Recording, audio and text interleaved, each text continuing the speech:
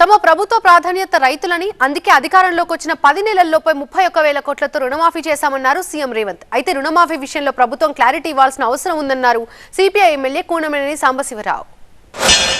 గత ప్రభుత్వం దగ్గర నిధులు లేక కాదు, 10 ఏళ్ళు ₹1,00,000 రైతు రుణమాఫీ చేయలేదు. మేము ఒక్క నెలలోనే 31,000 కోట్ల రూపాయలు రైతులకు ఇచ్చినాం. ఉండే వాళ్ళ ప్రాధాన్యత ఒకటి ఉండి, ఈరోజు మా ప్రాధాన్యత ఇంకొకటి. మా ప్రాధాన్యత నిరుద్యోగ యువకులు, మా ప్రాధాన్యత విశ్వవిద్యాలయాలు, మా ప్రాధాన్యత రైతులు.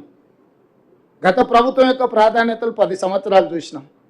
వాళ్ళ ప్రాధాన్యతలు ఫామ్ హౌస్లు ఏ విధంగా వచ్చినాయో, లేకపోతే ఆర్థికంగా వాళ్ళు ఎట్లా ఎదిగినరో, ఉద్యమం ముసుగులో టీవీలు ఎట్లా వచ్చినాయి, పేపర్లు ఎట్లా వచ్చినాయి, ఆస్తులు ఎట్లా వచ్చినాయి, బంగళాలు ఎట్లా వచ్చినాయి, పదవులు ఎట్లా వచ్చినాయి, కల్లారే మీరు చూసిండ్రు.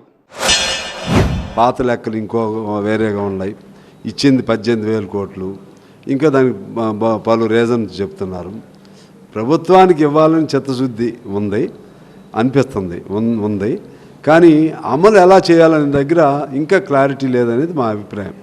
ఒకవేళ డబ్బు లేదు ప్రభుత్వం దగ్గర, ఇది మేము ఇంత మేరకు చేసాం ఇంకా ఇంత ఇవ్వాలి, ఇవ్వాల్సింది ఖచ్చితంగా మేము ఇస్తాం అని ఒక్కసారి లెక్క విడుదల చేస్తే డబ్బు రాని రుణమాఫీకి రుణమాఫీ అందని వాళ్ళు కూడా భరోసా ఉంటుంది. అది మేము చెప్పదలసిన అంశం.